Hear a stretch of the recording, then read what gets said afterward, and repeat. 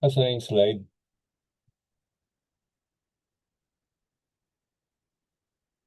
Wait lang po sir, hinahanap ko pa lang po. Di po kasi makita sa share screen.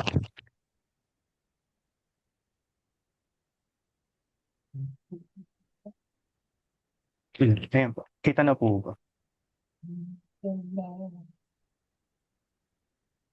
Hindi pa eh.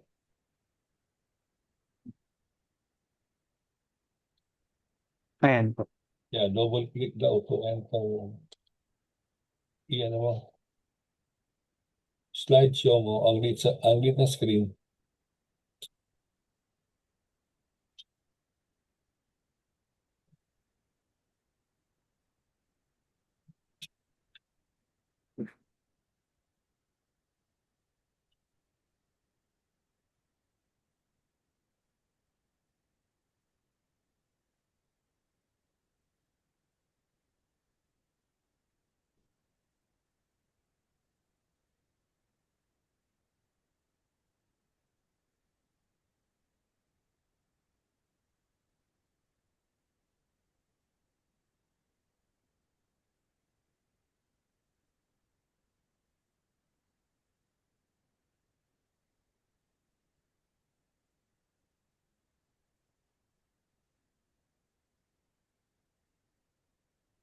Ayan. Okay?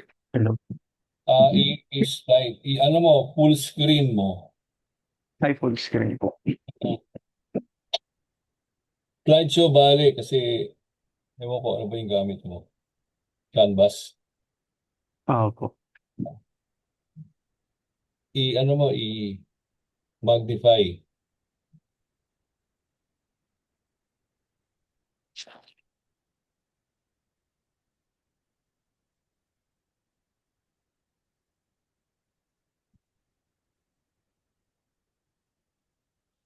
Ayan po, kita na po ba? Yan, okay. Go ahead. Let's go.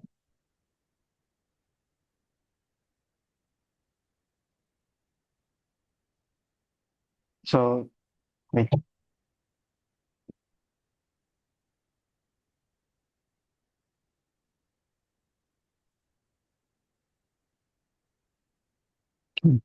So, legal and ethical issues in engineering. So, first is introduction to engineering law and ethics. So, importance of engineering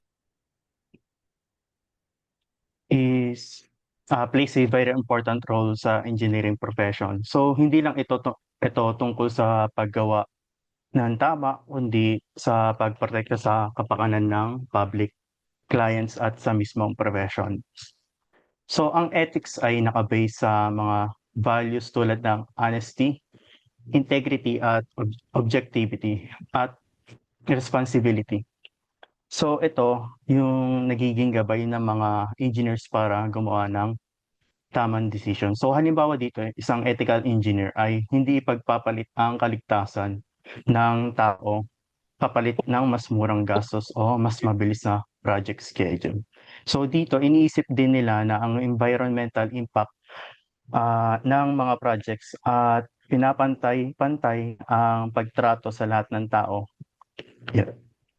So sa ganitong paraan, naproprotektahan nila ang future, naiiwasan ang problema at napapanatili nila ang dignity ng kanilang profession. Okay. So, next is the legal foundation. So, dito naman sa legal foundation ng engineering ay binubuo ng mga batas, tas regulation at standards na nagtatakda kung paano dapat mag-practice ang mga engineers. So, first is yung licensing. So, kailangan may lisensya ang engineers tulad ng professional engineer. So, matapos silang pumasa sa tamang education at exam.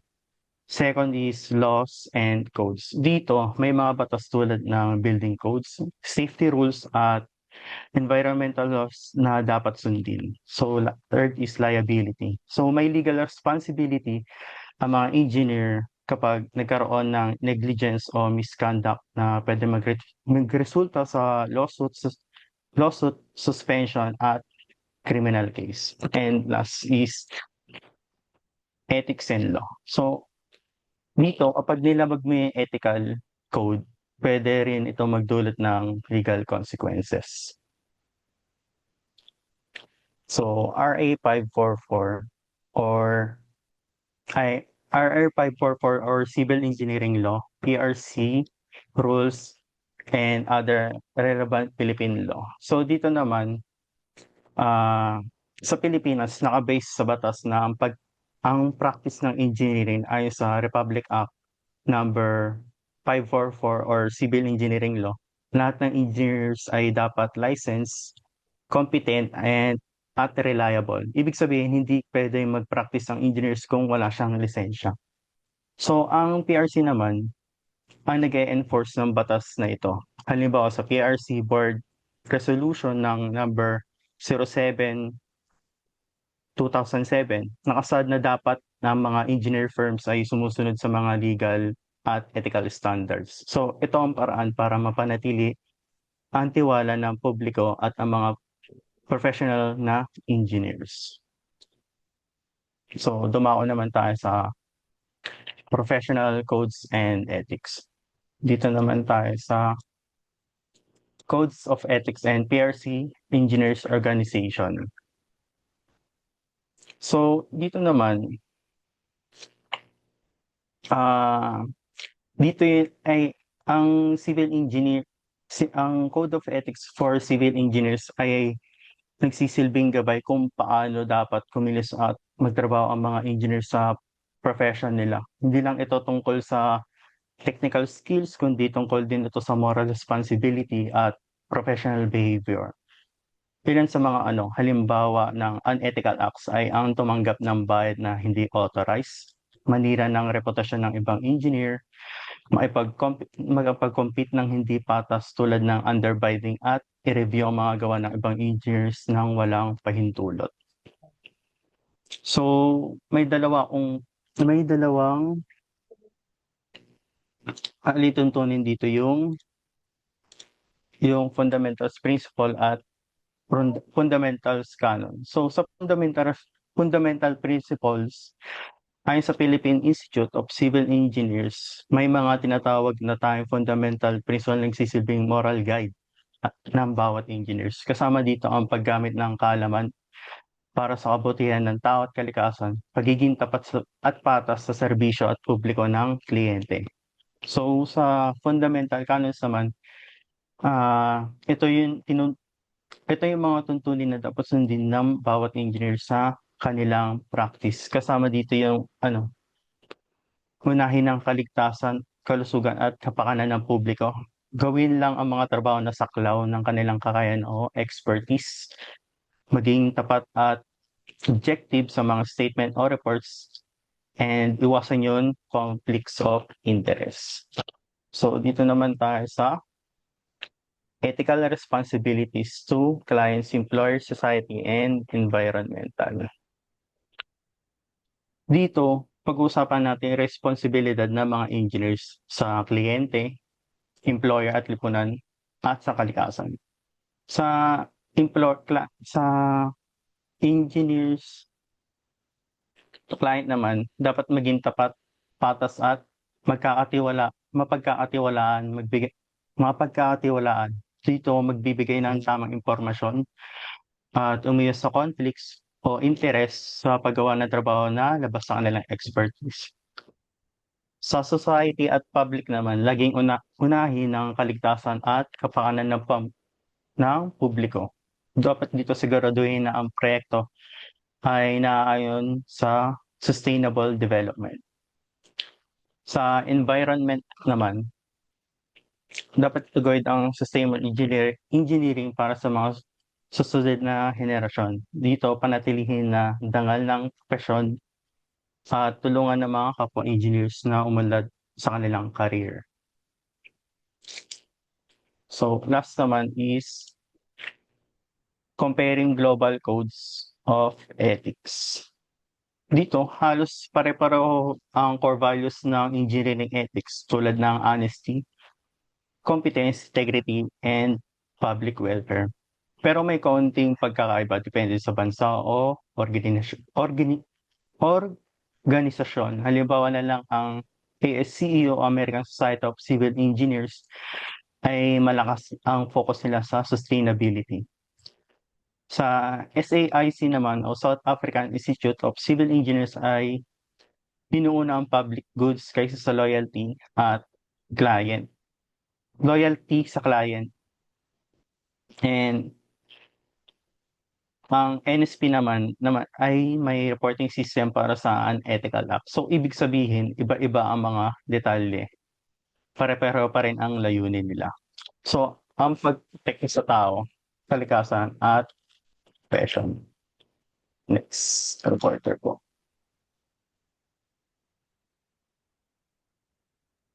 So, ayun, dako naman po tayo sa intellectual property rights. So, next slide po. Ano nga ba yung intellectual property rights? So, basically, ito yung legal protection para sa mga creation of the human mind. So, examples nito ay yung mga inventions, designs, at pati na rin yung mga artistic works. Kumbaga, kung ikaw ay nakaisip nun, kumbaga dapat sa yun kung originality mo yun. So, bilang mga future engineers, essential na alam natin to. Bakit? So, meron tayong three reasons para dito. Una is to protect our own innovation para hindi nakawin ng iba yung ideas natin tsaka yung gawa natin. Second, to avoid infringement para sure tayo na hindi tayo nakaka-apak ng rights ng iba. Then third, commercial value. Siyempre, para pwede nating pagkakitaan o i-capitalize yung pinaghirapan natin or yung naging hard work natin. Next slide.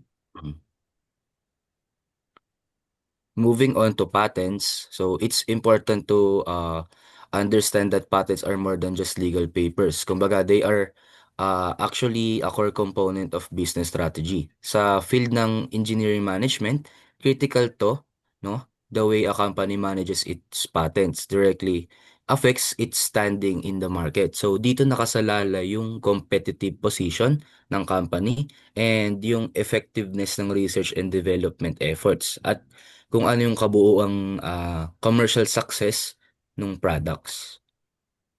Next slide. Okay, so let's move on naman sa copyrights. So while the patents protects the functional aspects of an invention rather, copyrights protects the expression of an idea, not the idea itself.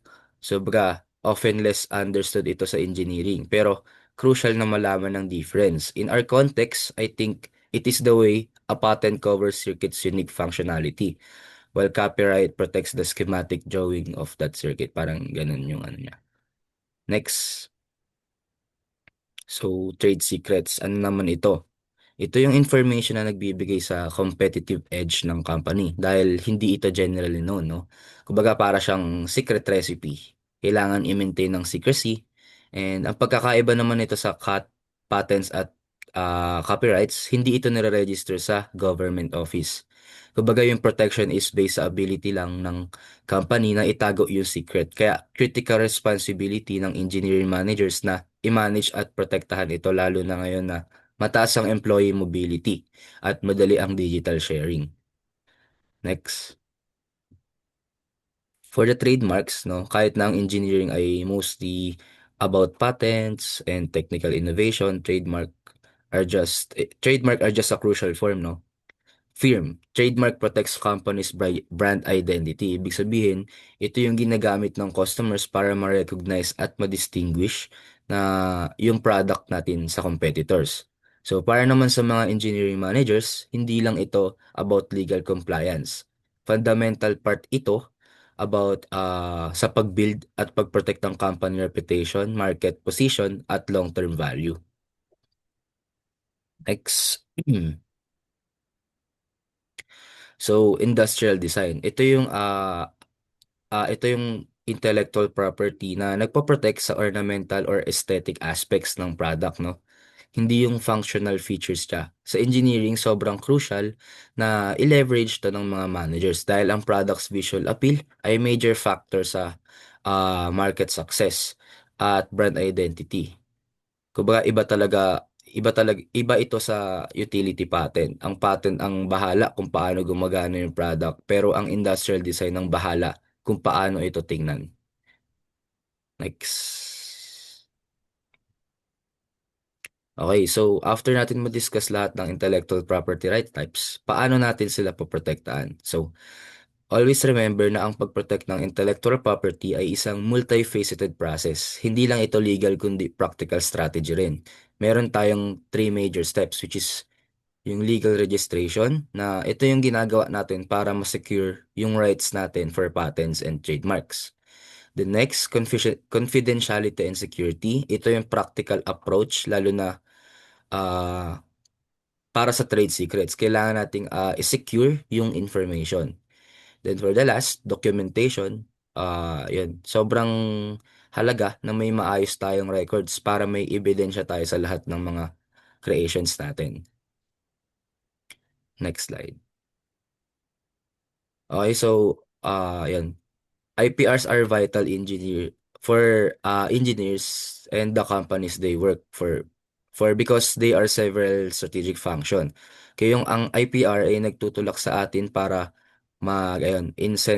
incentivize innovation and provide a competitive advantage. At the same time, sila rin yung nagge-generate ng revenue at nagpa-protect ng investment na ginagawa natin. In short, IPR ensures our long-term market success.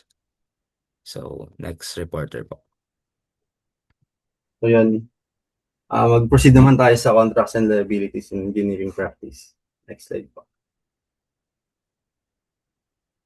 So in any project, contract serves as the starting point. So bakit? Kasi they clearly define the roles, responsibilities, and expectations of everyone involved, such as the engineers, contractors, and especially the client. So this ensures that all parties are on the same page right from the beginning of the project. So next naman is we have the liability, which acts a safeguard to make sure everyone is accountable. So kung hindi natupad ang obligations or may na-violate na professional standards, andun yung liability para ma-ensure that there will be consequences for every actions na gagawin. So in short, nobody can simply ignore their responsibilities. So kahit na gaano kaayos yung contract, mayroon pa rin mga conflicts o disputes na nangyayari sa project.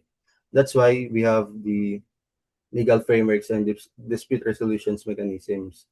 Meron tayo nito to resolve the issues fairly and efficiently without completely stopping the project. So all in all, kapag pinagsama natin yung mga yun, we can build a strong foundation for success. Next slide. So according to Civil Code of the Philippines 1949, these are the elements para masabing valid ang contract. So una is we have the offer and acceptance. So sinasabi lang dito na one party makes an offer and the other accepts. So for example, a contractor offers to build a house for 2 million and the clients agree. So this mutual agreement forms the foundation of the contract.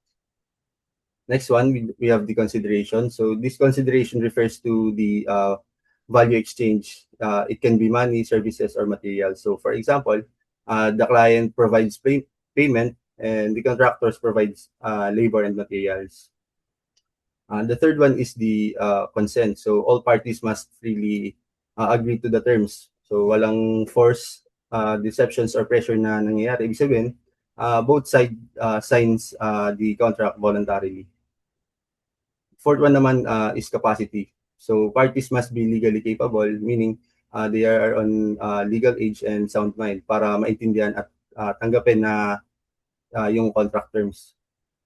And lastly is yung legality. So the purpose of the contract must be lawful and not just against public policy. So these 5 elements are important because they define responsibilities nga and clearly protect both parties from conflict. Without them, so without these 5, no, the contract can be enforced by law. Next slide. Next po.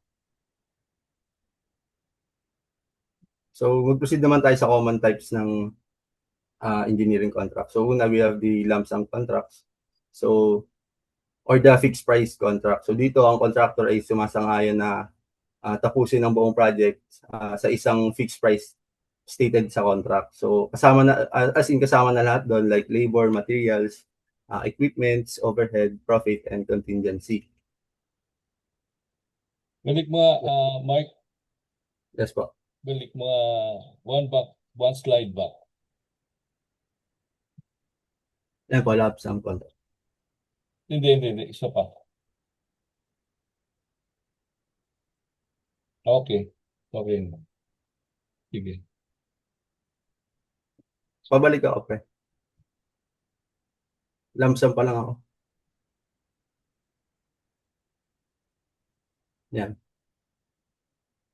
Next one naman is meron tayong measurement or unit price contract. So dito, yung bayad is nakadepende sa actual quantity of work done multiplied sa unit rate. So isang magandang example nito, since medyo may background naman ako, since naka-work na rin ako sa site.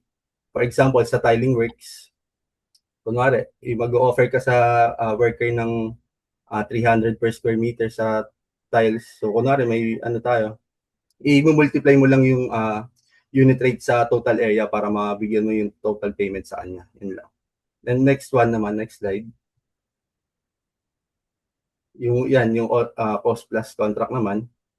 Ito yung pinaka-flexible sa tatlo. Dito binabayaran ng owner lahat ng actual project cost plus profit fee for the contractor. So depende sa pag-uusapan nila kung ilang percent yung magiging profit ng contractor. So may tatlo siyang yung una is yung cost plus fixed fee or the fixed profit amount. Dito naka-fix yung kikitain ng contractor kahit na magkano pa yung magastos niya doon sa project. Next naman is yung cost plus percentage naman.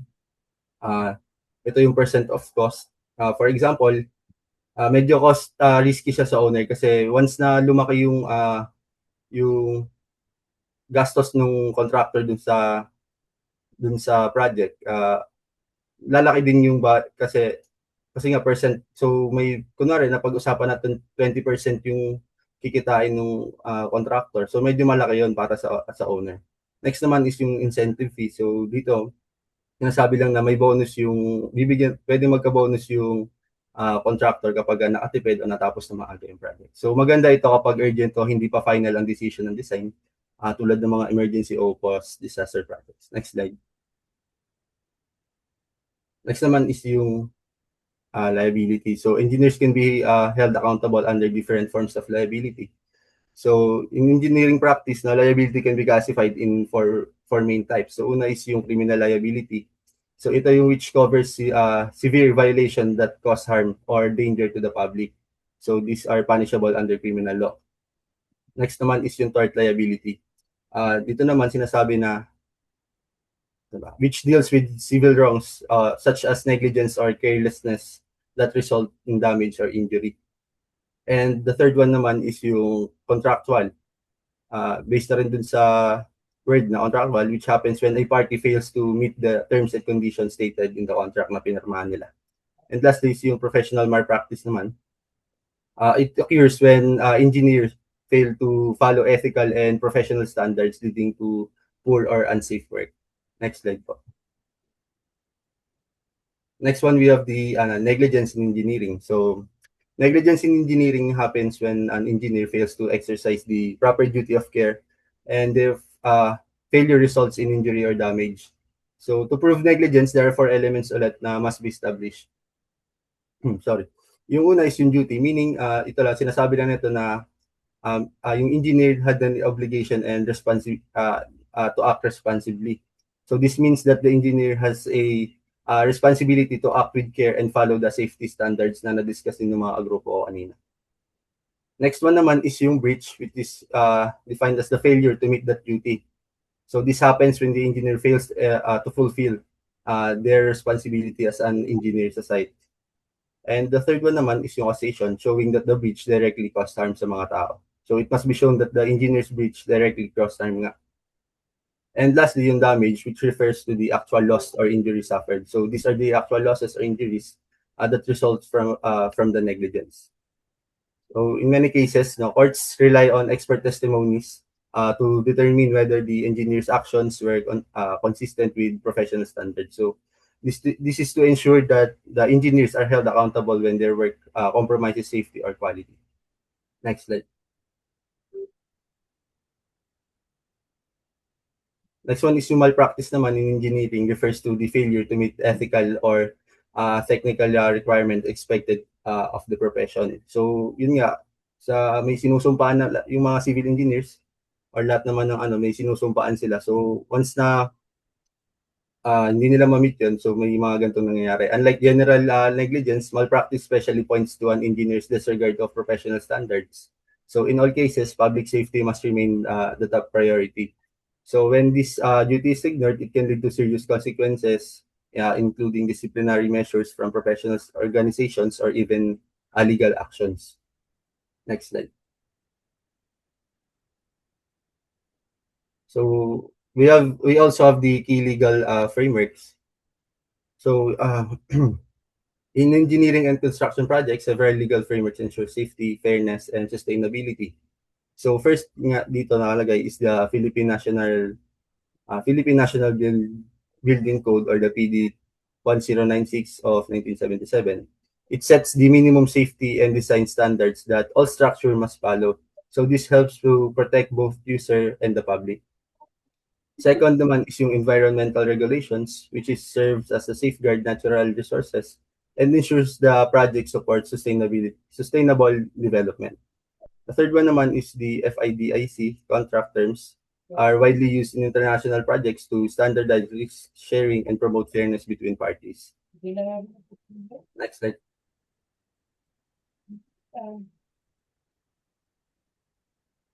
Now, despite these frameworks, conflicts still arise. So we have dispute resolution mechanisms.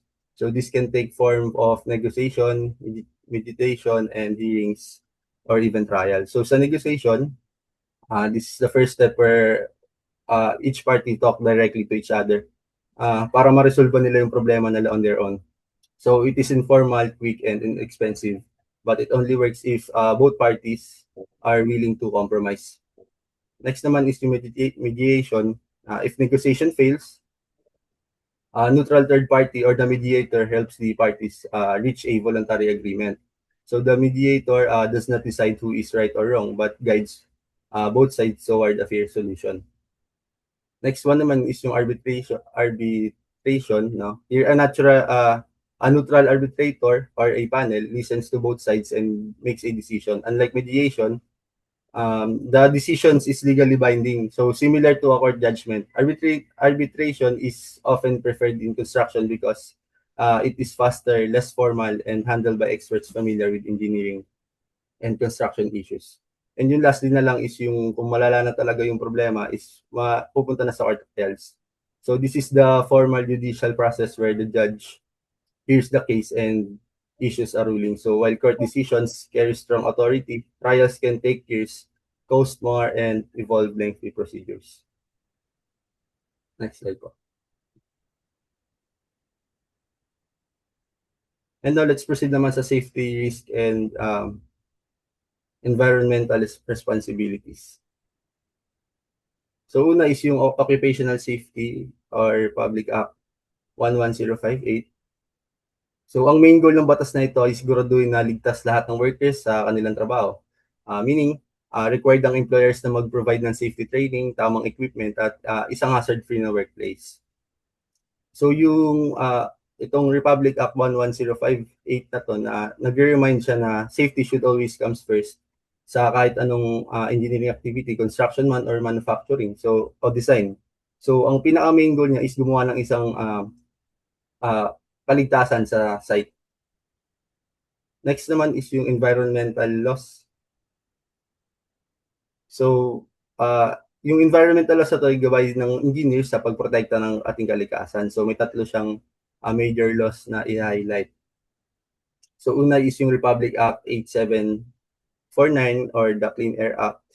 So ito ay para protektahan ang kalidad ng ating hangin, na may mga emission limits ito para sa factories, vehicles, at power plants. So required din yung regular vehicle inspection para maiwasan ng smoke belching, at pinopromote nito ang cleaner fuels tulad ng LPG at renewable energy. So it is important dahil ang air pollution ay nagdudulot ng sakit tulad ng asthma at lung diseases, at malaking factor din siya ng climate change. So controlling emissions means protecting human health and the planet. Pangalawa naman is yung Republic Act 9275 or the Clean Water Act, no? Ang law naman nito ay nagpoprotekta sa ating mga katubigan. So bawal magtapon ng mga sewage or industrial waste diretso sa ating mga katubigan. So industries are required to build water waste treatment facilities. Tapos yung mga LGUs naman ang in charge para i-develop yung mga proper sewage systems. And yung pangatlo naman is yung Republic Act 9003 or the Ecological Solid Waste Management Act. So ito naman ay tungkol sa tamang waste management. Required ang waste segregation, which is separating biodegradable, recyclable, and hazardous waste. So kailangan din ng may material recovery facilities or MRF ang bawat barangay para sa composting at recycling. So pinaparusahan din ng batas na ang illegal na dumping at open burning. So following this law helps reducing flooding, lessen pollution, and promote a recycling culture sa ating communities. Next one naman is yung sustainable development and green engineering. So ang mga concepts na ito ay tungkol sa pag-design at pag-build ng projects na hindi nakasira sa environment. So encourage ang engineers to use renewable energy tulad ng solar, wind, at hydropower na gumawa ng energy efficient designs. Next slide.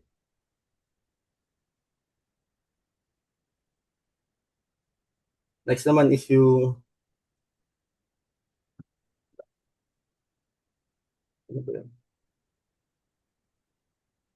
engineering issues.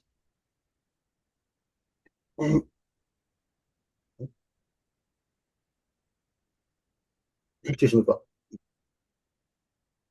So dito sa engineering issues,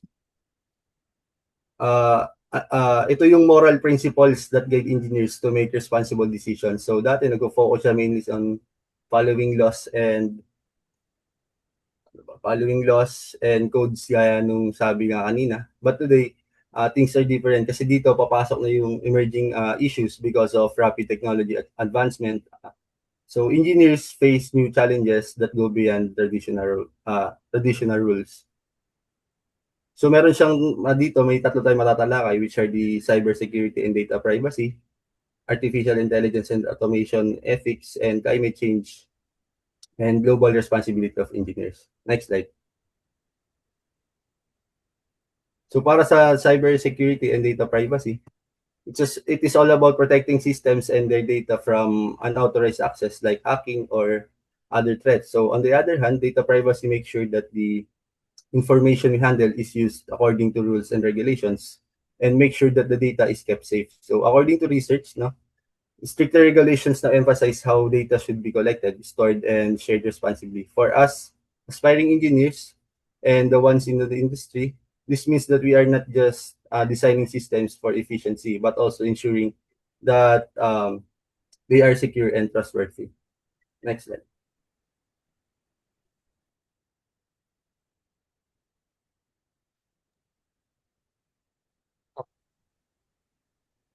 So, artificial intelligence and automation. So, alam naman natin na ang AI has become a powerful tool in engineering.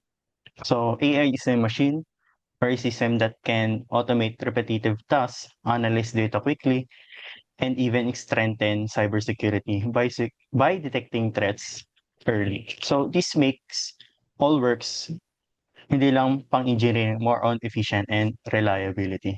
So we also know that AI brings enormous benefits like ina-analyze niya yung mga big data to improve efficiencies and even helping in cybersecurity. So dito, things have a good side. It also has a bad one, which is present risk kagaya ng raise privacy concerns, contribute to job displacement or pagkawala ng trabaho ng iba. And it creates accountability issues when automated system make mistake or malfunction. So for example, here in the Philippines, many BPO companies are now using AI chatbot to answer customer service. So this really helps improve efficiency, pero ang downside naman nito, since maraming call centers sa Pinas, some of them can be at risk. So, next slide. So, climate change and global responsibility for engineers. Dito, vital role siya sa pagdating ng environmental challenges. So, especially in the fields like construction, in energy, and transportation. This makes us engineers responsible for finding sustainable and eco-friendly solution. So, just like I've read dun sa 2023 paper by Tiotti et al. So it says that many engineering programs still don't teach enough about climate change. So their study introduced the MACC frameworks, mitigation, adaptation, and climate change to help evaluate and improve how engineering education address this issue. So ang pinopoint out dito ng mga researchers ay dapat without proper climate education, future engineers may not be fully prepared to design sustainable solution. Wait lang po.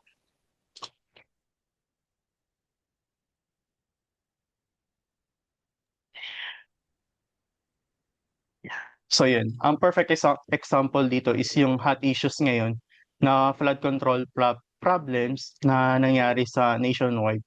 Kasi even though engineers continuously challenge to design effective flood control system, like improve drainage and flood barriers, and kahit may mga maayos namang resources at engineering capabilities na available, patuloy pa rin ang nangyayari. It just shows that engineering solution must go hand in hand with ethical responsibility.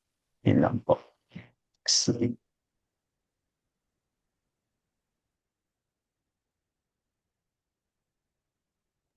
Ayan, so case studies and ethical decision making. Next slide. Okay, so sa engineering management, hindi lang tayo nag-aaral kung paano gumawa ng projects. Inaaral din natin kung paano iwasan ng catastrophic failures at kung paano mag-decide ethically. Kaya tingnan natin ang dalawang recent at significant na pangyayari. First is yung Champlain Tower sa South, yung which is nag-collapse last 2021. Tignan natin yung nasa kaliwa, no? Ito yung, ayun nga, Champlain Towers nasa Miami. So what happened? Isang 12-story residential building ang nag-collapse at napakaraming tao ang namatay. So, sa engineering management, ang initial findings ay tumuturo sa matagal ng structural deterioration mula sa design flow, sa pool deck, waterproofing, inadequate maintenance at corrosion ng rebar due to saltwater intrusion. So, the ethical dilemma here is lumabas sa reports na may warnings na ang building management at engineers tungkol sa serious structural damage years before the collapse. Pero bakit hindi na aksyonan agad? Dito naman pumapasok ng tanong. Financial pressure versus public safety. Anong decision ang tama? So, as future engineering managers, ang primary duty natin ay ang safety at welfare ng public, which is, ayun nga, papasok si Code of Ethics. Hindi pwedeng baliwalain ng maintenance reports dahil lang sa cost o proactive maintenance is non-negotiable. Okay, so dako naman tayo sa Kabagan Santa Maria Bridge in Isabela, which is collapsed last February 2025. Okay, so ngayon tingnan naman natin yung nasa kanan, no? So what happened here? So assuming the scenario based on the image of the unfinished damaged structure. Based sa picture, mukhang hindi pa ito operational o kaya may nangyaring structural issue sa construction phase, causing a partial failure or significant setback. Maaari nating idagdag dito na ang actual details kung alam natin, pero let's focus sa management lesson. Okay, so kung titingnan natin titingnan natin ito bilang isang construction failure, posibleng ito ay dahil sa poor quality, control sa materials, inadequate foundation analysis, lalo na tabi siya ng ilog, or supervision failure sa site. So, sa Pilipinas, madalas nating issue yun nga, yung sinasabing substandard projects o kaya corruption na nagresulta sa pagbawas ng quality ng materials. So, value engineering that goes too far, no? So, ang tanong, bilang project manager, paano mo isi-secure na ang funds na napunta talaga sa quality ng materials at tamang construction methods? So, kailangan natin ng matinding quality assurance at quality control. at maging transparent sa lahat ng stages. Ang failure sa isang tulay ay hindi lang pera ang nawala eh. Kumbaga yung access at livelihood ng communities ay naapektuhan din.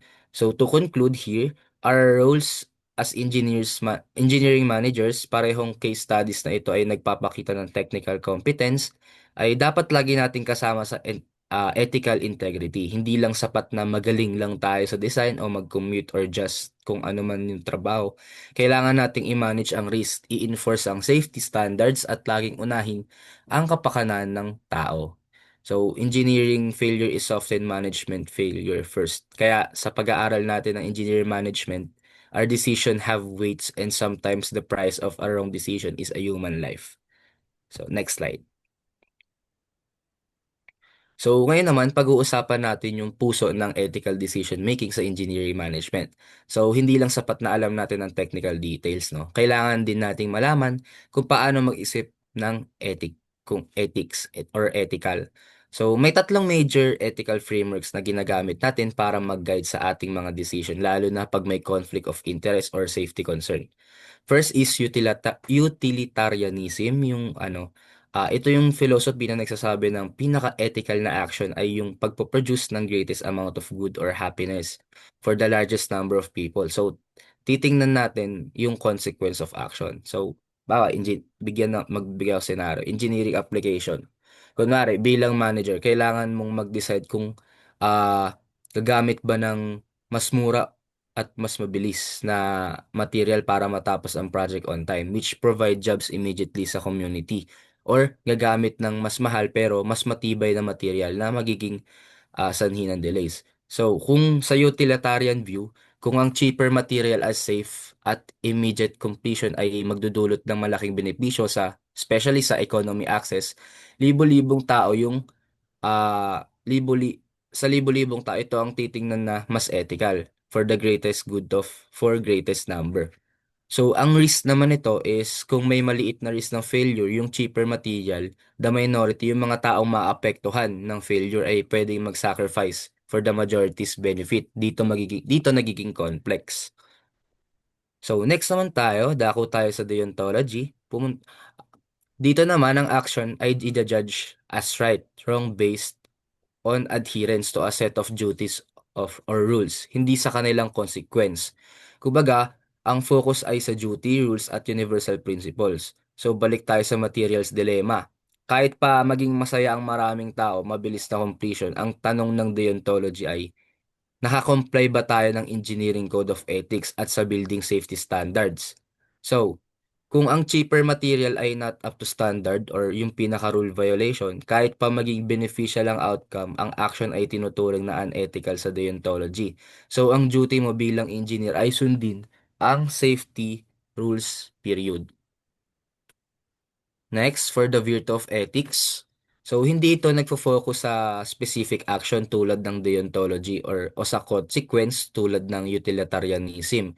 Ang focus naman nito ay ang character ng moral agent ng engineer. So, anong klaseng tao engineer ang dapat maging? So, kung may nag-offer sa'yo ng suhol, yun nga, which is sinabi kanina, para di mo na masyadong inspeksyonin ang isang construction site, tatanungin mong sarili mo, ang isang engineer ba na may integrity, honesty, at prudence ay tatanggap ng suhol? Siyempre, hindi, di ba? Ang decision based sa virtue na gusto mong i-maintain ang tamang action ay gagawin ng isang virtuous or good engineer. So, paano nga ba tayo magde-decide sa engineering management nang hindi lang tayo gumagamit ng isa? Madalas kasi pinagsasama-sama ang tatlong ito. Okay, gusto natin na magbigay ng greatest good, which is yun nga, utilitarianism, pero dapat walang rules of at safety codes na mag-violate, which is under ng deontology. And for the last, kailangan tayo maging mga engineers na may integrity at strong character virtue ethics. Sa pagharap natin sa real-world case studies, lagi nating gagamitin ang tatlong lens na ito para maging responsible at ethical ang ating mga decision. So, next slide. Tingnan ulit natin yung Champlain Towers na nag-collapse last 2021. So, sa study natin, gamitin natin ang utilitarianism. In this case, ang building ay board decided na delay and expensive repairs. From a purely utilitarian perspective, this was a major failure. Bakit? Kasi the ethically correct action sana was to perform the repairs to prevent the collapse, kahit magastos. The benefit of saving lives and maximizing the well-being of all residents and their families clearly outweighs the cost of the repair. So, nag-fail sila na gawin yung greatest good decision. Next slide. Ngayon naman, tingnan natin yung Champlain Tower sa perspective ng, ayun, in context ng deontology. So, unlike sa utilitarianism, nakatingin tayo sa result or consequence. Yung deontology ay tungkol sa moral rules eh. May mga duties or obligation tayong dapat sundin regardless of the outcome. So, ano nga ba ang duty dito? Una, there was the duty to accurately and honestly document the building deterioration. Pangalawa, may duty ang board to maintain a safe structure its residents. This is ayun nga, yung sinabi ko kanina, yung moral obligation. Kaya naman sa pananaw ng deontology, kahit their failure to act was morally wrong, period, hindi mahalaga kung ang intention nila ay mag-save ng pera. Ang mahalaga, nilabag nila ang kanilang moral duty and obligation. The action itself was very wrong. So, ayun. Next naman tayo.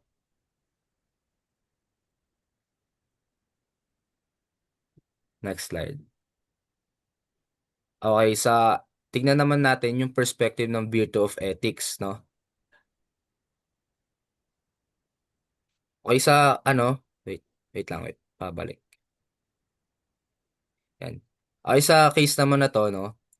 Kung ang board ay mayroong strong and responsible character, sila dapat ang magpa-prioritize sa safety ng iba at gagawin nila ang mahirap na desisyon na ituloy ang repairs kung may moral virtue sila. So, ginawa sana nila yun, no? Kaya ang tragedy na ito ay nagre-result ng kawalan ng moral character at responsibility sa pananaw ng virtue of ethics. Ayan, next po.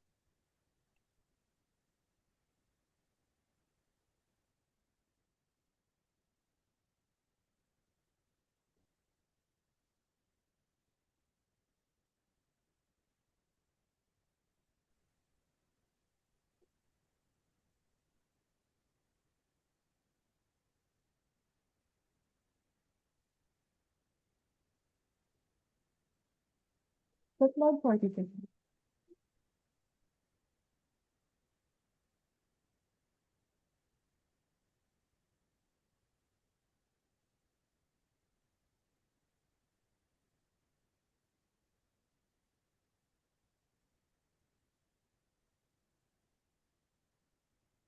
Sa slide 46 po.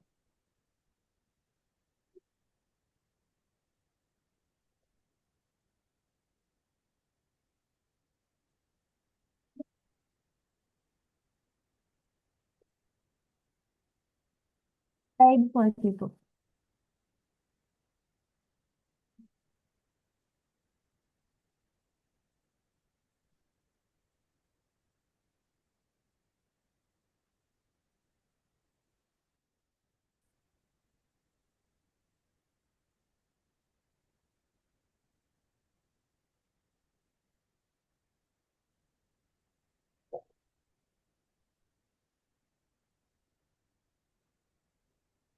Ayan. Sino tayo meeting po?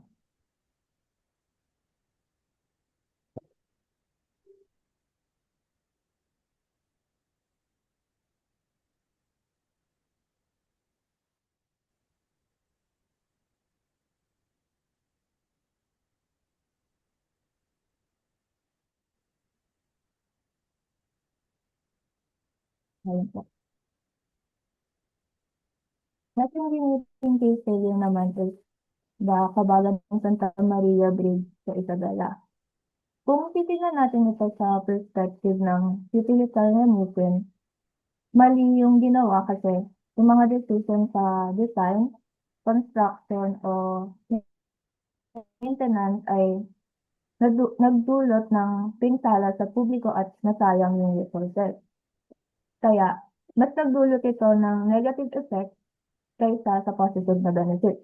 Dapat, Kung ginamitan ito ng utilitarian approach, inuuna dapat ang long-term safety at benefit ng community kaysa sa mabilisang construction o tipid sa gastos.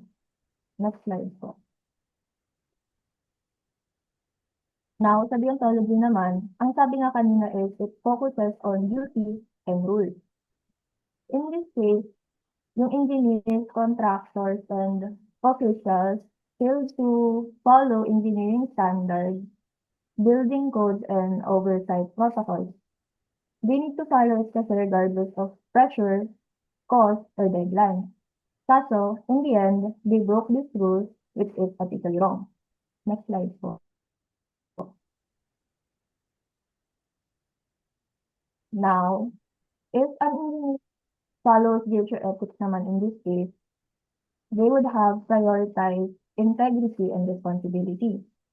They would have reported design flaws or yung weak materials, refused unsafe decision, and ensured that the bridge is truly safe for the public.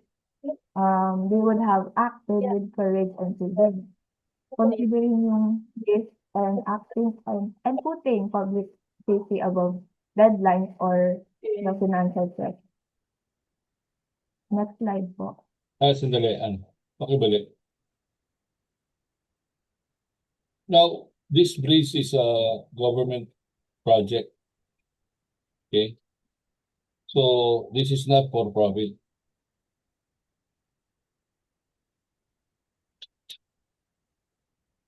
Walang kita dyan kasi government project yan. So, hindi naman na naging objective is kumita. Kasi it's for the public.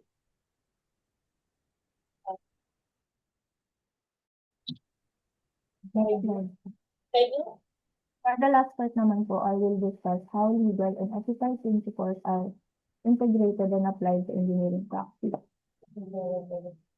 First is yung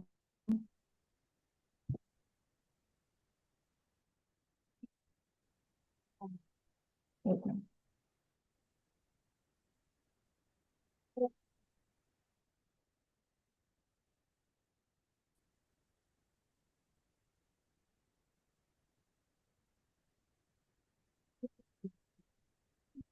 Nawala.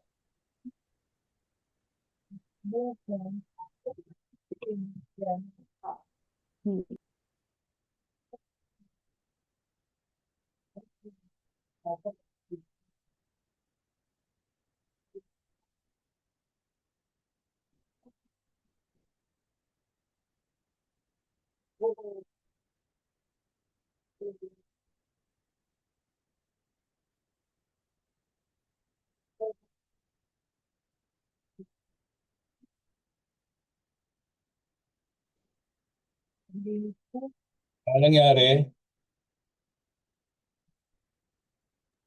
Nawalan po ata ng signal, sir. Wait lang po.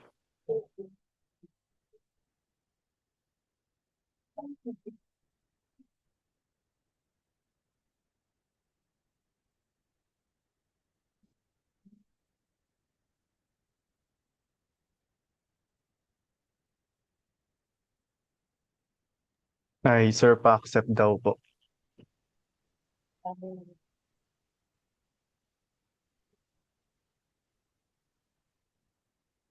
Hello po, sir.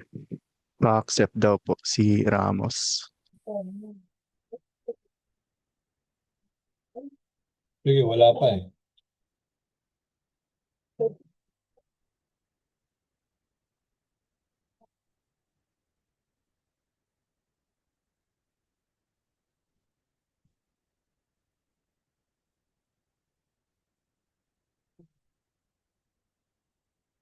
Dapat din siya.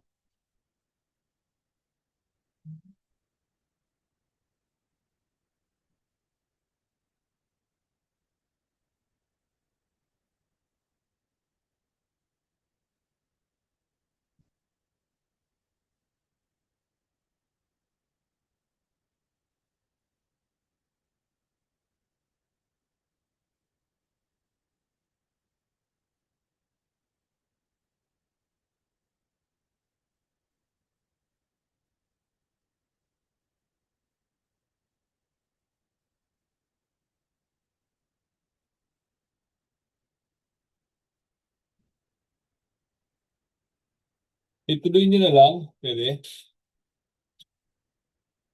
Wala pa din.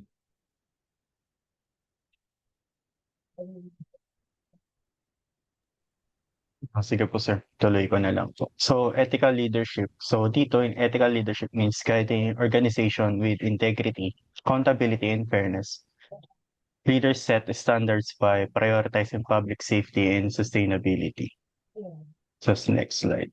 So sa legal compliance naman and corporate governance, dito ini-issue yung projects, pina-follow yung law safety codes and environmental rules.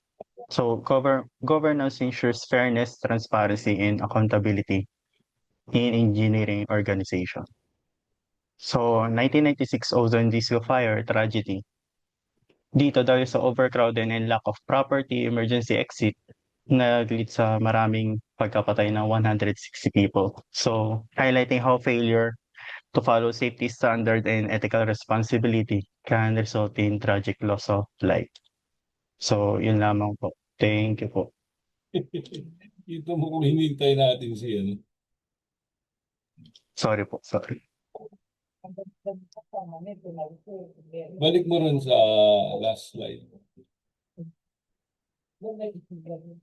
Itong ozone tragedy,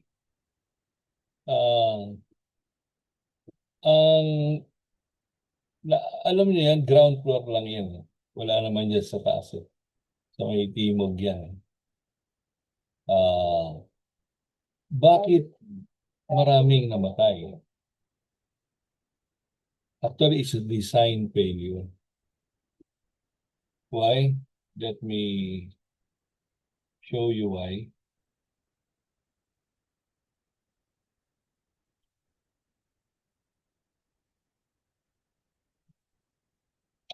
Itong pintuan na to, yan yung pinaka main door, no? Papalabas. Yung pintuan na yan. Ang nangyari dyan, ang naging design is this. Ito yung plan, ano? Plan. Yung sabihin, nakatingin ka sa itaas. So, ito yung labas. Ito yung kalye. Ito yung kalye. Ito yung sa loob ng, ano, ng, itong pintuan, ganito yung, ano niya, ganito yung design. Ano ibig sabihin? Yung mga tao rito, no, sasayawan dyan, disco di ba? Nung may sumabog sa kusina, mabilis kumalat yung apoy. Nagpanik siyempre yung tao rito. Di ba? Etong pintuan na to, hindi naman yan nakabukas talaga dahil aircon yung loob. So, nakasara siya. Nakasara siya. Okay? Na yung pagkakasara niya, hindi siya nagsiswing dito, palabas. So, nung itinutulak yung door na nakasara, hindi siya nabubukas. Naintindihan niya? Hindi siya double swing. Double swing. So, galing dito sa loob, ang tendency, nagkumpul yung tao dito, daming tao dito, itinutulak niya, hindi niya maitulak. Kasi ang design is swing in, hindi swing out. Yan. Kaya napakaraming namatay.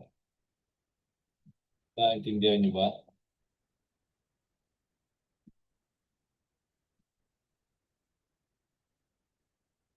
Kaya kayo, mga future engineers kayo, yan, pupunta kayo ng mga ganyang establishment. You double check. You double check safety provisions. Diba? Brain mo maling-mali eh. Dapat talaga swing out yung door. Hindi swing in. Kahit na daw itinulak ng itinulak kasi makuha yung pagkaka-design. Hindi mo talaga maitutulak palabas kundi kumbaga kung papasok ka dyan, nakalagay dun sa door, push. Ipupush mo, hindi mo ipupun. Doon sa loob naman, pool. Paano mo ipupool nagano na, nagpanic na yung tao. Wala.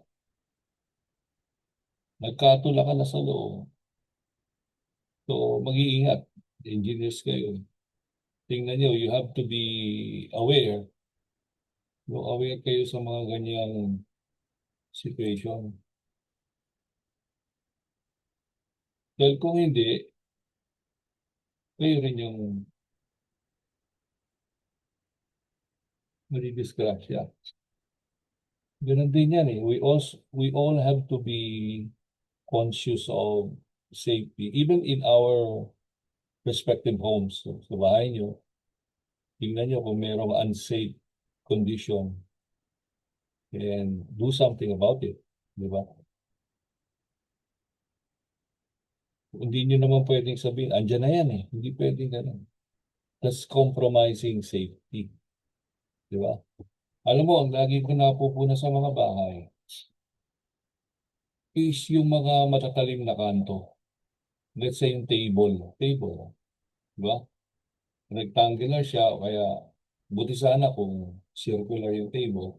Pero mostly rectangular. Makikita mo doon sa corner, ang talim. Na pag nadapa ka, tumama yung ulo mo doon, patay. And then, isa pa, yung mga columns na ang tatalim ng kanto. Kaya kami sa Megawide, nung ginagawa namin yung PITX, talagang yung mga columns doon, no, ang tatalim ng kanto, pinaano yun, pinag-grind yun. Yung kanto para hindi siya matalim. Doon lang, no? Doon lang makikita niya na lalo na, nagtatakbuhan yung bata, biglang tumama yung ulo. Ganun lang yun.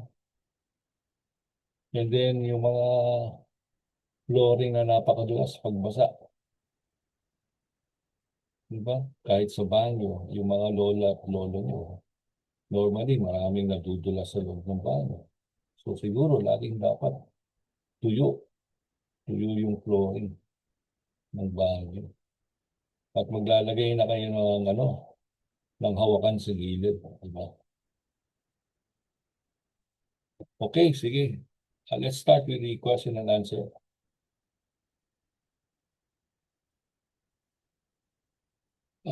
Group number 1.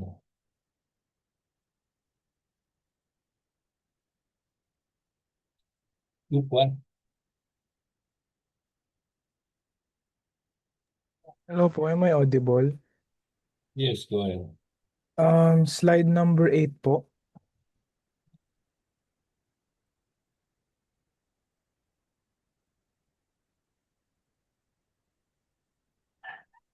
According po sa slide 8 na po. According po sa ASCE Code of Ethics, what are the 2 most critical actions an engineer must take to uphold their core duty to prioritize public safety and welfare? So yung the most 2 critical action are strictly practicing only within their competence. Please ensure that all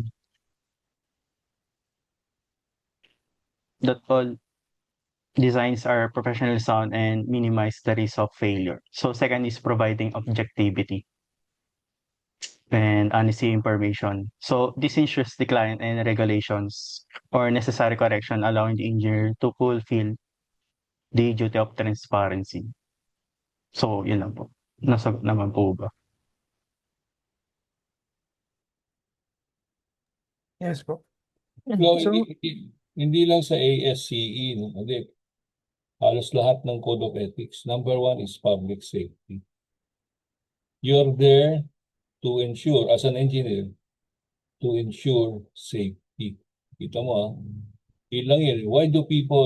What is the main objective of a design?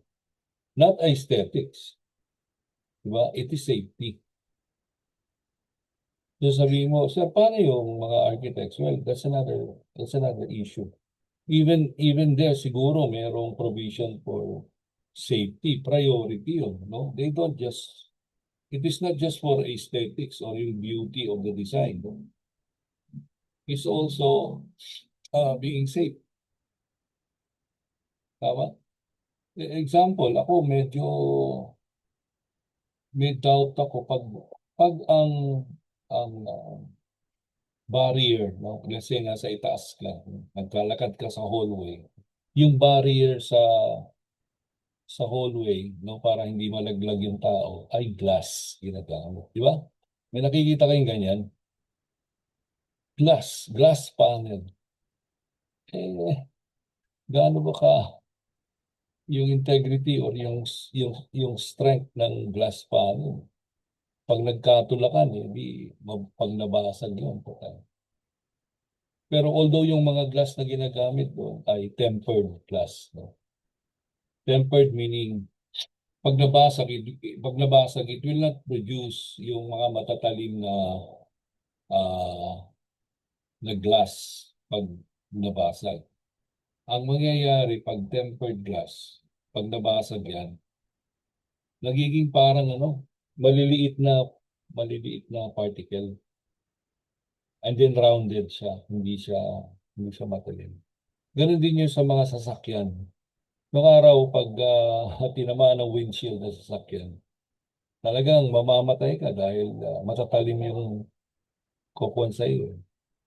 Sasabog sa katawan mo. Ngayon, hindi na. No? Well, if the glass panel is supported by metal around, okay lang yan. Pero kung ang barrier is glass lang, then may mga support sa gilid lang, no? Medyo ako, may doubt ako doon. Although it is aesthetically pleasing to the eye, ang ganda eh.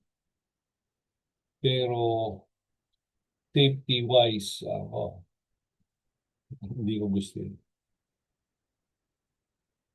So, laging safety. When you design, it has to be safe. Structurally sound and safe. Hindi ka naman basta maglalagay, let's say, mag-design ka ng reinforcement, basta-basta ka lang maglalagay without any calculation based on the code. No? Kasi yung mga existing code, ganun din yung kanilang main objective eh. Safety din. Safe. Okay. So yun yung quick answer. Why do designers design? Diba? For the structure to be safe. Safety. Diba? Minsan kasi nagkakaroon ng discussion ng architect and engineers regarding, let's say, nag-design si architect. May certain dimension siyang ilagay. Sasabihin ni architect, medyo pwede bang mas manipis yan? Kasi ganito, ganyan po. For whatever reason, no architect. And hindi ka dapat bibigay. Kasi kung dinesign mo na yung cross-section ng column mo, na yun yung pinaka-safe na dimension, given the reinforcement that you place, di ba? Hindi ka basta-basta bibigay without any calculations, no? Kung pwede pa. So it's always safety. We do not compromise safety. Kaya nga kanina sabi, you yield your loyalty to the client. Bibigay ka sa you do not yield your loyalty to the client, no? With safety. Laging yan. So, hindi ka bibigay sa gusto ng may-ari kung sa tingin mo ay yung gusto niya ay unsafe. Okay, next question.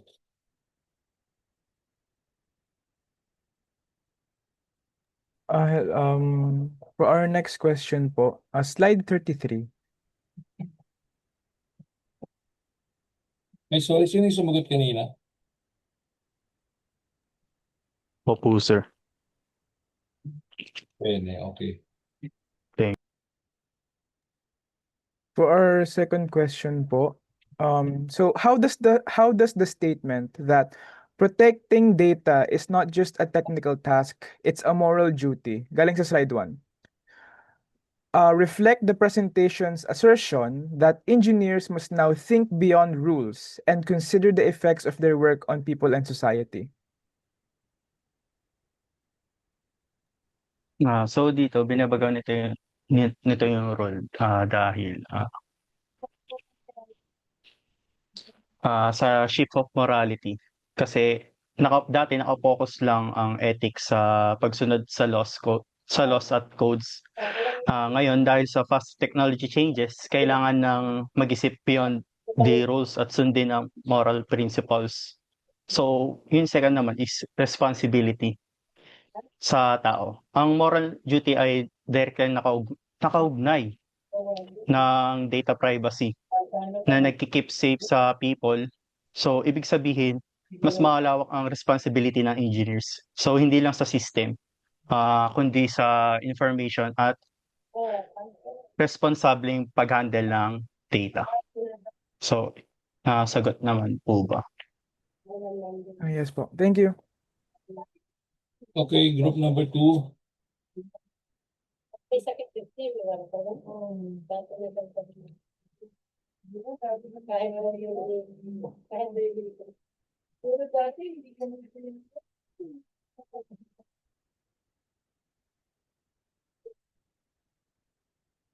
Okay, group 3.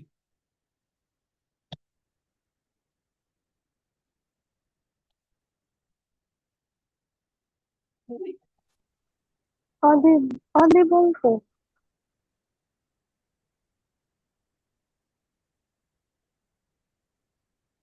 Audible naman po. Sige. Sa slide 3 po, para sa question number 1.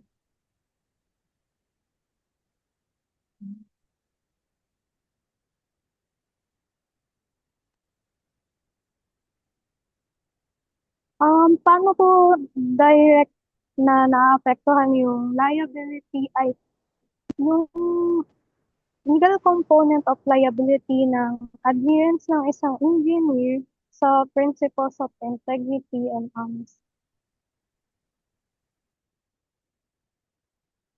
Paano medyo hindi clear yung... Sige. Paano po direct na naaapektuhan yung legal component ng liability ng adherence ng isang engineer sa principles ng integrity and honesty?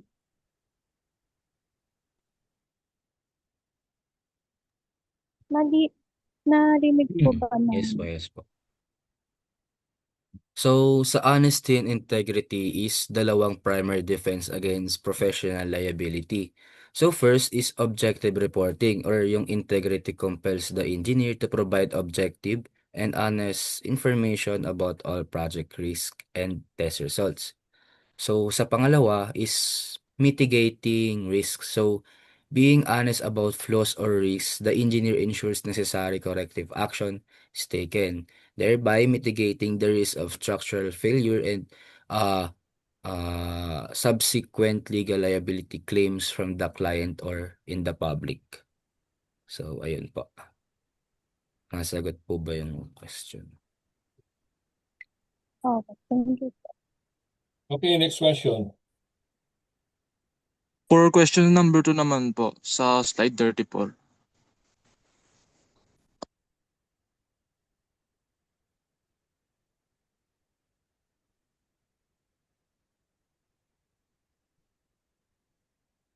Okay. Paano naman po masusuri ang ethical requirements na ang AI at automation ay dapat fair, transparent, tsaka accountable po sa pag-address ng mga risk na dulot nito sa privacy sa trabaho at maging sa accountability po?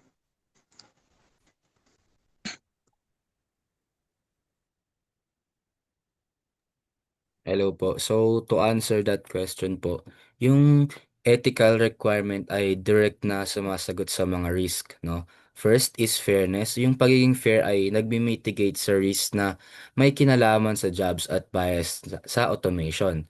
Second is dako naman tayo sa transparency. Yung pagiging transparent ay critical na pag-a-address ng accountability bilang isang risk. No? Kapag transparent ang AI decision, mas madaling makita kung sino ang responsible.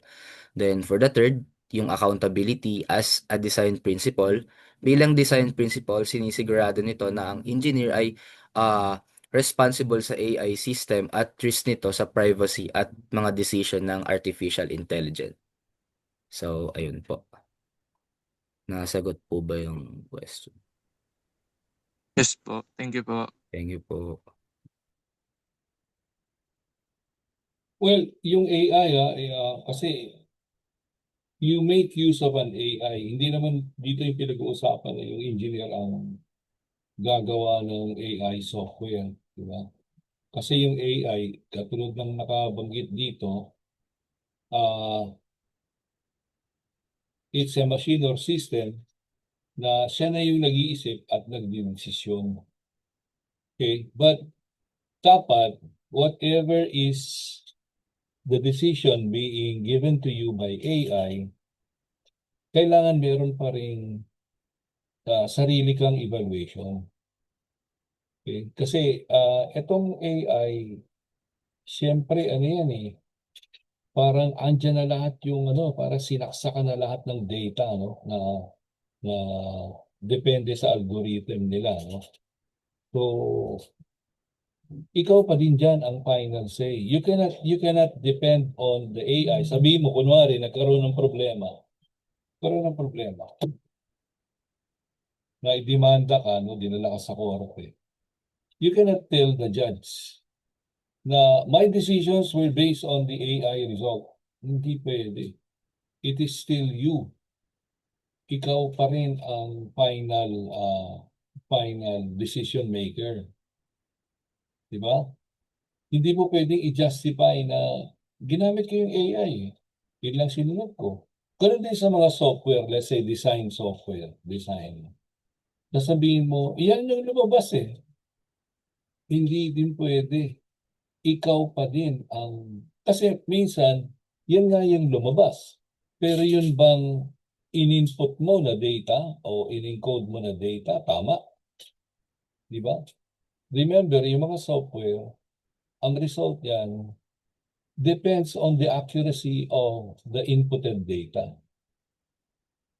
Hindi talaga pwedeng sabihin, paano ko magkakamali? Ginamit ko yung ganitong software. Maling reason. It's not acceptable. Kailangan ikaw pa din. Because you will be the one responsible, not the AI, not the software. Okay? Depende yan Minsan, kita mo, paggagamit ka kunwari ng mga AI tools, ang dami, di ba? Gusto isang tamba. Meron dong sa baba, kunwari, tinignan mo na, may resulta na. Merong disclaimer sa baba. Merong disclaimer na parang hindi sila responsible kung sakaling merong naibigay na maling information. So that means ikaw pa din.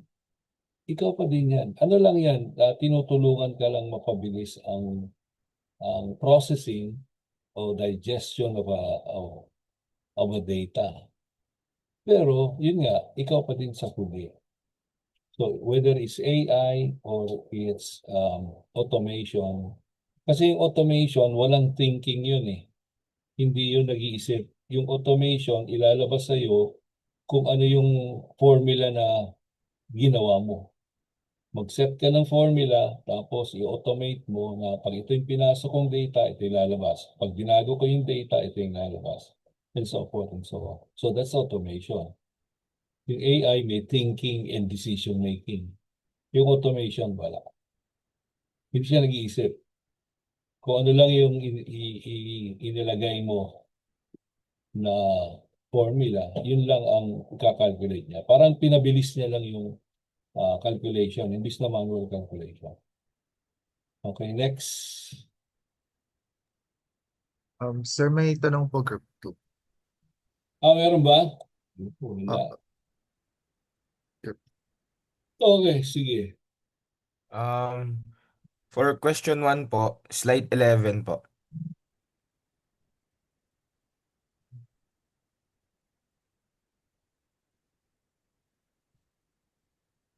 Ito po yung question. Why is it essential, especially for engineers, to have a strong understanding of intellectual property rights, and what are the three main benefits of this mentioned on slide 16?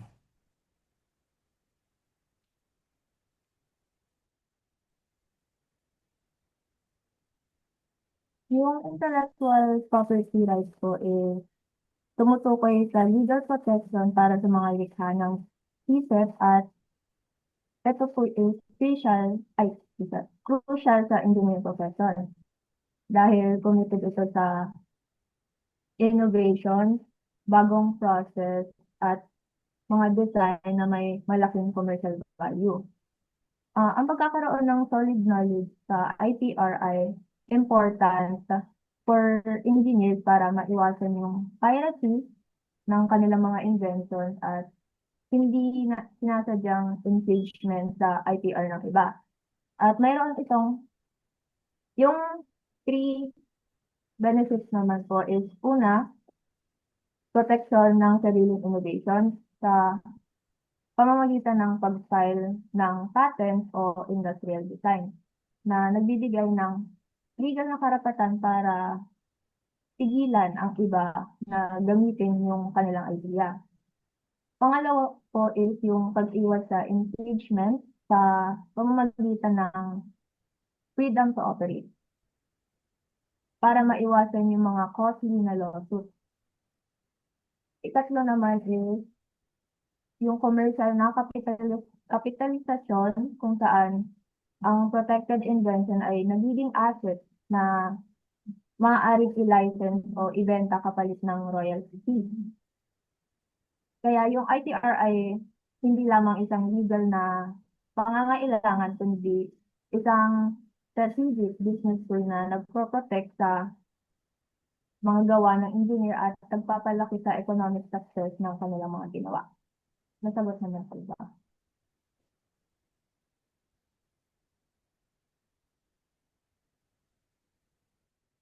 Tutugot daw ba? Yes po, yes po. Okay, next question.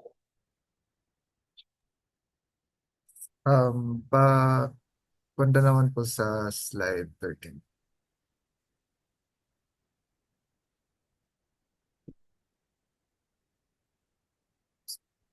So, for the next question, what is the main difference between a patent and a copyright as it relates to engineering?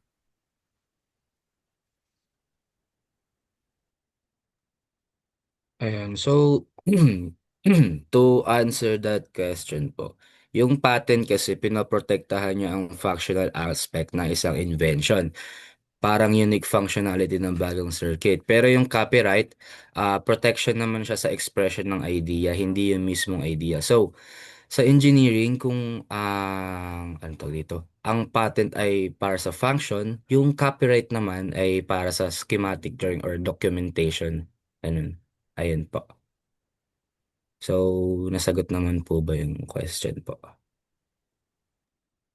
Wala. Yes naman po. Thank Actually, you. yung tanong niya, nandiyan na mismo sa report mo. Diba? Dinefine niya yung copyright and then dinippreciate ba niya sa patent. Diba? So, dalawa yung patent and then yung copyright.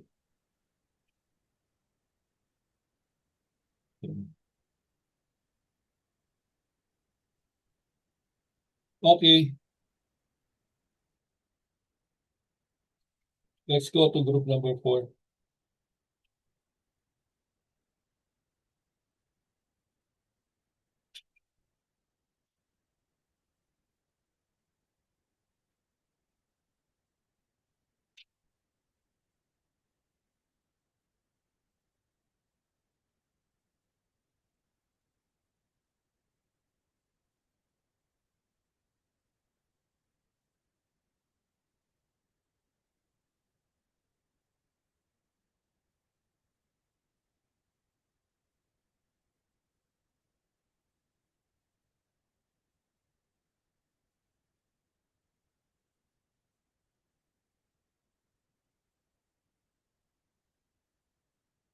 Wala. Group number 5. For group 5 po, question 1 is from slide 30.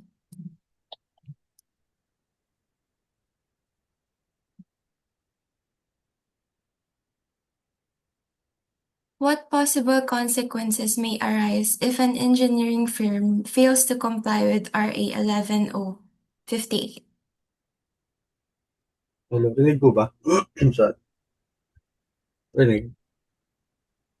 So yung tanong is yung possible na consequences pagka hindi na-comply yung Republic Act 11058. So kapag hindi nasunod yung ng engineering firm yung Republic Act 11058. So medyo may seryosong consequences siya na pwedeng mangyari. So pwedeng malagay sa panganib yung buhay at kaligtasan ng mga workers nila. And kapag kulang siguro yung safety training or PPE, mas mataas yung risk ng accidents, injuries, or kahit pagkamatay dun sa site. So siguro pwede rin magkaroon ng maharap yung kumpanya sa legal penalties. So maaaring mag-impose yung dole ng fines and suspensions ng operations or closure ng site dahil dun sa safety violation nila. Nasagot po ba? Yes po, thank you. For question 2 naman po, slide 7.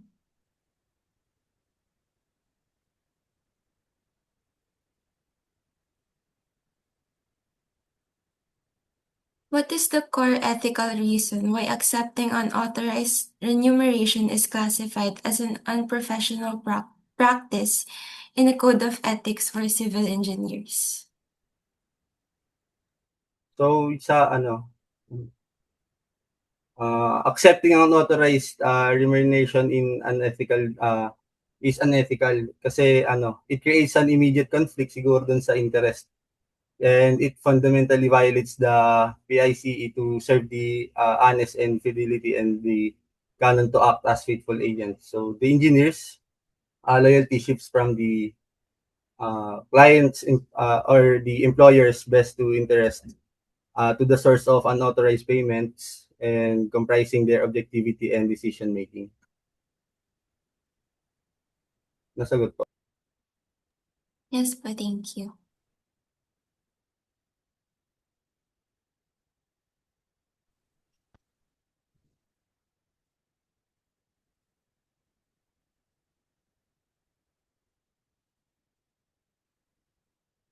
Okay. Next.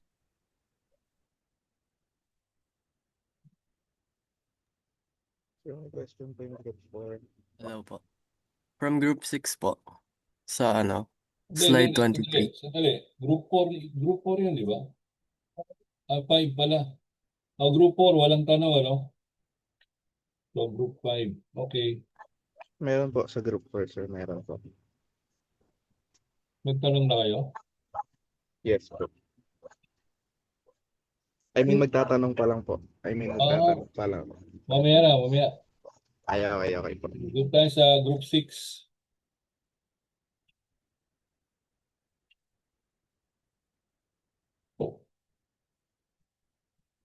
Group 6. Hello po. For question 1 sa slide 23 po.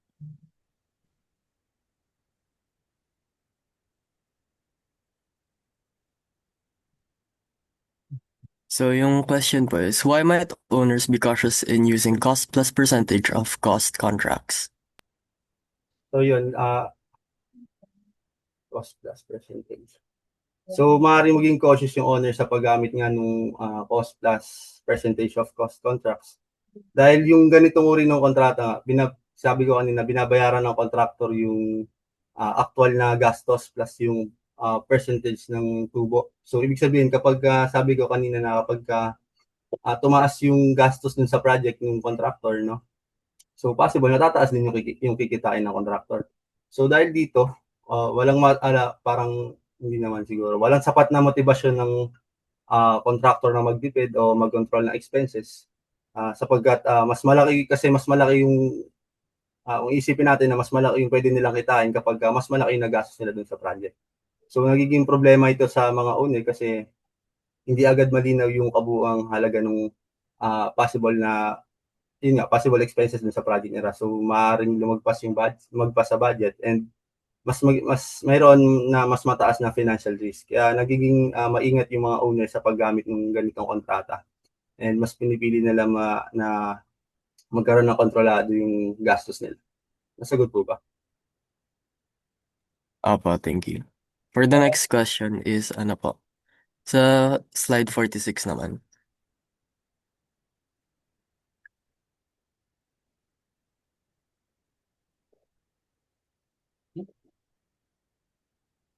And okay, so a project manager discovers that using cheaper materials will save money but may reduce the building safety margin. Tapos pumayag ang client pero may concerns ang engineers. What should an ethical leader do in this situation?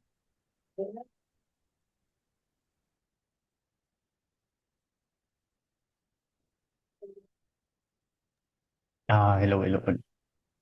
Paulit ko ng tanong. Rinig po ba? Opo. Okay. A project manager discovers that using cheaper materials will save money but may reduce the building safety margin. Tapos pumayag po ang client pero may concerns ang engineer. What should an ethical leader do in this situation? So an unethical leader should reject the use of materials that compromise safety. Kahit pumayag ang client at makakatipid ang company, responsibilidad ng leader na protektahan ang public. So, mas mahalaga ang safety kaysa sa savings. Dahil ang maling desisyon ngayon ay pwede magdulot ng aksidente sa future. Nasagot naman po. Opo, thank you. Thank you. Akala ko yung tanong, cheaper ba yung sinabi mo? Opo, sir. Cheaper material. Oh, bakit? Hindi naman ibig sabihin cheaper, hindi na safe. Di ba? As long as the cheaper material also follows the specifications. So it doesn't necessarily mean na automatic pag cheaper, hindi siya bagay na material na gagamitin. Kasi ang basis palagi is nasunod mo ba yung specification ng materials. Kung nasunod naman at nakakita ka ng mas mura, it doesn't mean na hindi siya safe.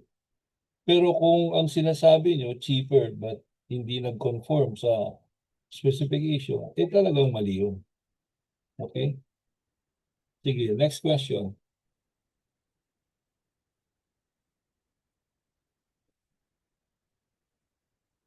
Wala na, okay. Group number 8.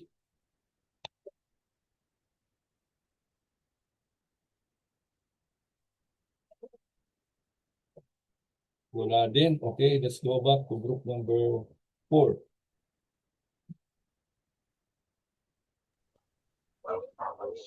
Hello, rinig po ba? Yes, go ahead. Okay po. Sa ano po? Sa slide 16. Slide 1? 16 po. Sige.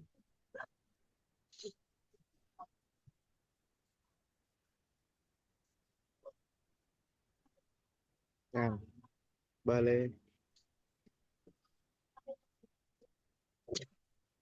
tanong po. What specific aspect of a product do industrial designs protect? And how is this distinct from what a utility patent protects?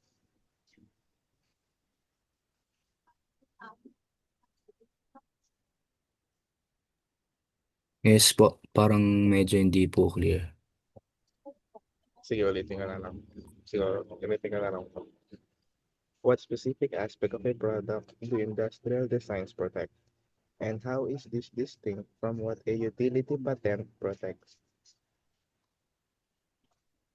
Okay, so to answer that po, yung IP po na ito ay nagko-cover ng visual appeal kung paano tinitingnan yung design tulad ng shape configuration and pattern o ornamentation. So, para naman sa engineering managers, mahalagang intindihin ito dahil ang visual appeal ay isang major factor sa market success at brand identity ng isang product. So, isipin mo yung unique design. Ay, ba, orthographic projection, isometric drawings, and different engineering designs na using AutoCAD. So, ito yung mga bagay na pinoprotektahan ng industrial design. So, on the other hand, ang utility at patent ay may ibang focus. Ito naman yun, ayun nga, sinabi ko kanina, nagpa-protect sa functional features ng product kung paano gumagana. So, ito ay para sa mga invention o process na ah merong practical utility to use. Kung ang industrial design ay para sa look, yung utility patent naman ay para sa function. Kaya mas maging malinaw, industrial design which is for appearance o yung ganda or yung design ng product, utility patent, function o yung paggana o technical aspect ng product. And ayun, yung nasa pagkakaibang ito ay very important na ma-leverage ng tama ang IP rights and to make sure na pareho ang aesthetic at functional innovation na isang product ay protected. Ayun po. Nasagot po ba yung tanong?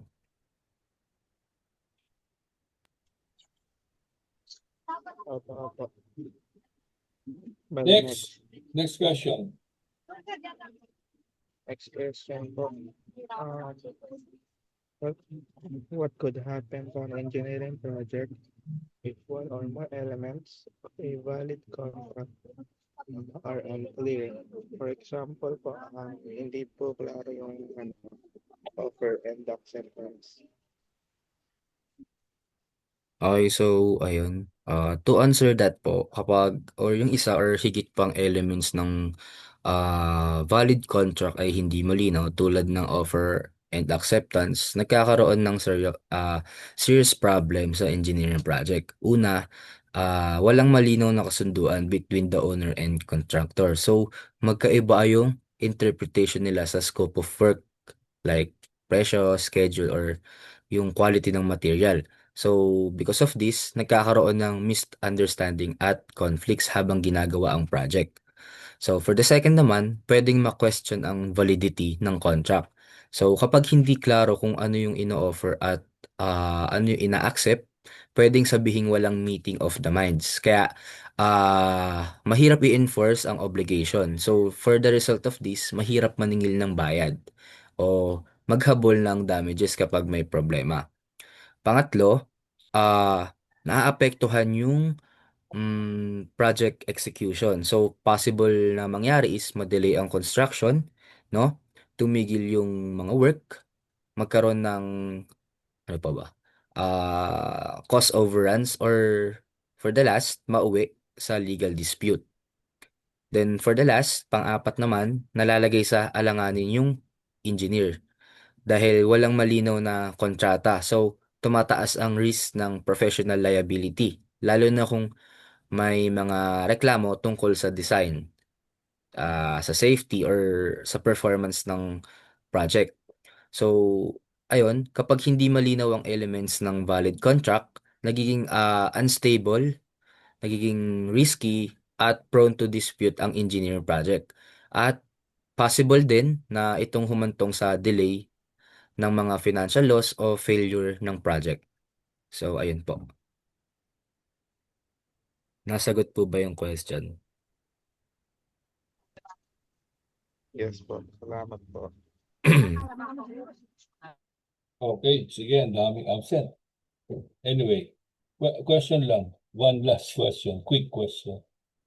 If you violate the ethics,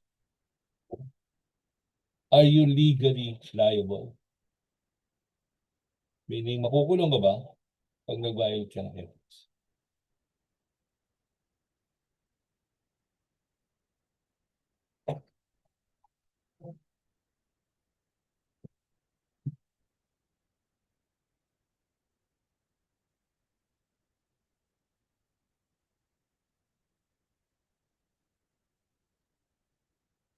Oh, group 7.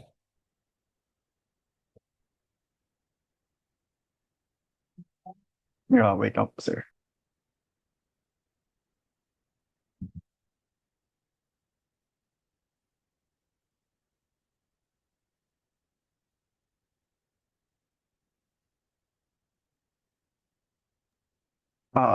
Siguro po may malaking posibilidad po, sir. Alam mo, bakit may siguro? Dapat with certainty. Kasi kayo nag-research yan, di ba? So you're not sure. When you say siguro, you're not sure.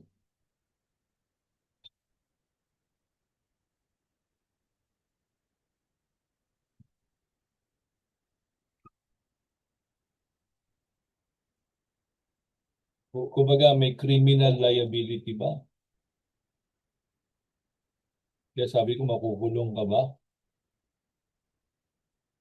When you are criminally liable, may criminal offense ka din.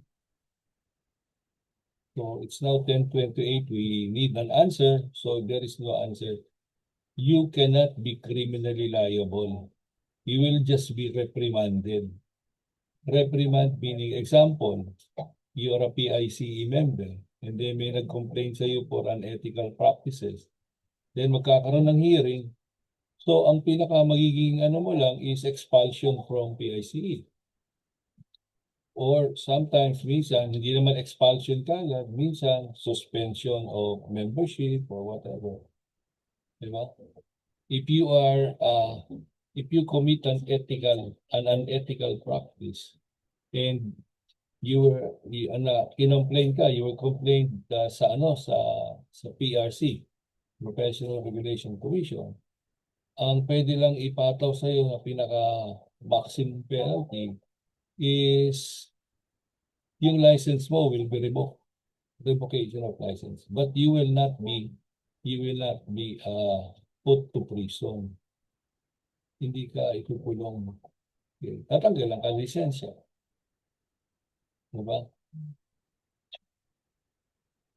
Ayun nga civil engineer na may nag-complain na misis niya dahil meron daw siyang kalaguyong iba.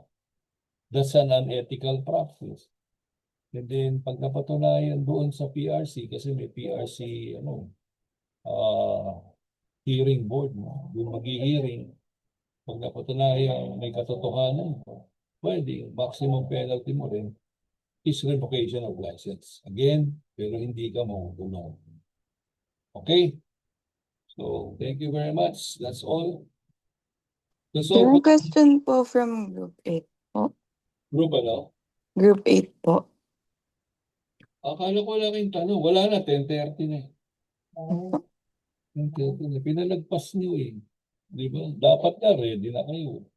Hindi kayo dapat nag-iisip lang. Ngayon mo lang kayo mag-iisip. Hindi. Di ba? Madaming pwedeng itanong nga dito sa report nila. Okay? So, thank you very much for attending our last session for the year. So, you enjoy the holidays. God bless you all and keep safe. Merry Christmas and advance Happy New Year. Okay? Thank you.